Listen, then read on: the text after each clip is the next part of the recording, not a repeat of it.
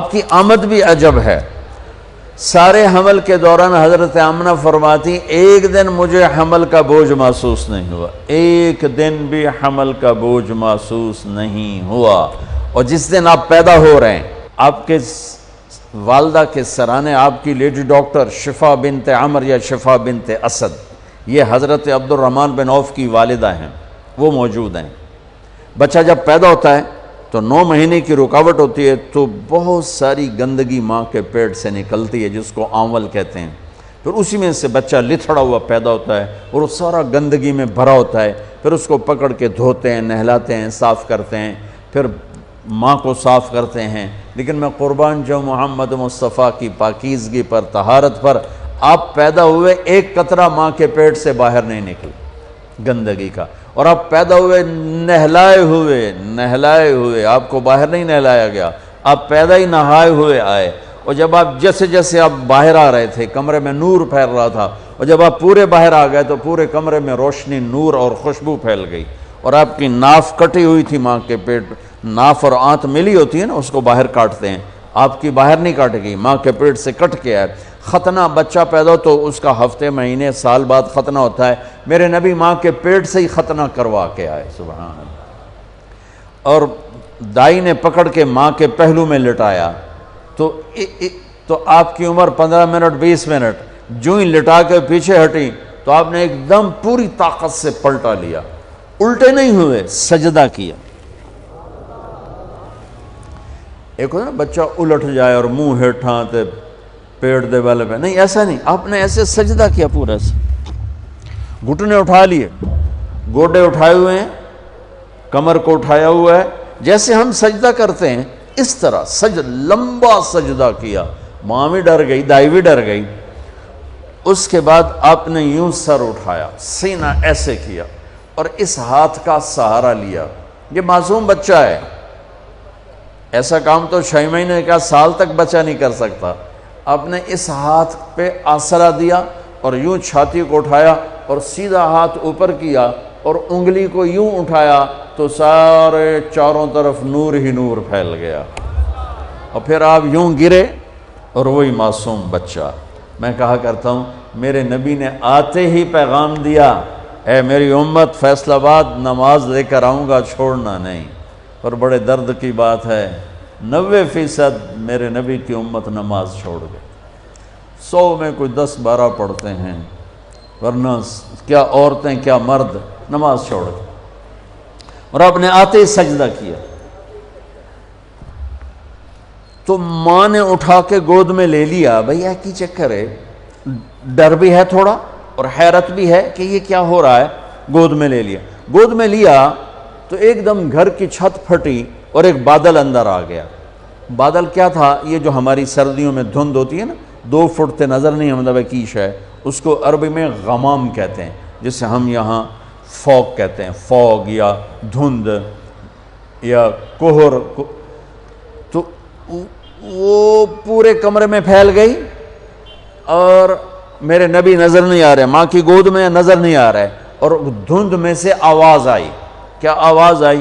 طوفوا بہ مشارق الارض و مغاربہا، اس بچے کو مشرق، مغرب، شمال، جنوب میں پھرا دو، لیعرفوا باسمہ و نعتہ و صورتہ، اور ساری دنیا کو اس کی پہچان کرا دو اور بتا دو، ان کے پیچھے جو چلے گا وہ کامیاب ہوگا، باقی سب ناکام ہو جائیں گے۔ سبحان اللہ۔ وہاں نسب نہیں چلتا، وہاں غلامی رسول چلتی ہے۔ ابو لہب کوئی نسب میں کمی ہے؟ قریشی، عرب، ہاشمی، چاچا۔ اللہ نے کہا تبت جدا ابی لہب وتب، بلال حبشی، ابن حبشی، غلام ابن غلام۔ اور میرے نبی نے فرمایا بلال، میں میدان محشر میں چلوں گا براق پر اور دنیا چلے گی پیدل، اور بلال میرے آگے سرخ اونٹنی پہ سوار ہو کے چلے گا۔ اور جب میدان حشر میں پہنچیں گے تو بلال اونٹنی پہ کھڑے ہو کے اذان دے گا۔ جب میں جنت میں جاؤں گا تو میری اونٹنی کی رسی بلال کے ہاتھ میں ہوگی جو پکڑ کے میرے ساتھ چلے گا۔ آواز آئی اس بچے کو مشرق مغرب پھرا دو، دنیا کو بتا دو، فیصل آباد والوں کو بتا دو کہ ان کے پیچھے چلو گے تو کام بنے گا ورنہ نہیں بنے گا۔ فلا وربک لا یؤمنون حتی یحکموک فیما شجر بینہم، اس کے بغیر کام نہیں بنے گا۔ اور سنو آگے کیا خوبصورت کلام آیا، آواز آئی، اسے آدم کے اخلاق دو، اسے شیس کی معرفت دو، اسے نوح کی بہادری دو، اسے ابراہیم کی دوستی دو، اسماعیل کی قربانی دو، اسے صالح کی فصاحت دو، اسے لوط کی حکمت دو، اسے اسحاق کی رضا دو، اسے یعقوب کی بشارت دو، اسے یوسف کا حسن و جمال دو، اسے موسیٰ کا جاہ و جلال دو، اسے دانیال کی محبت دو، اسے الیاس کا وقار دو، اسے ایوب کا دل دو، اسے داؤد کی میٹھی زبان دو، اسے یحییٰ کی پاک دامنی دو، اسے یونس کی اطاعت دو، اسے عیسیٰ کا زہد دو، اور اسے تمام نبیوں کے اخلاق اور تمام نبیوں کا علم اور تمام نبیوں کی صفات جو تقسیم ہوئیں وہ ساری اس بچے کے سینے میں اتار دو۔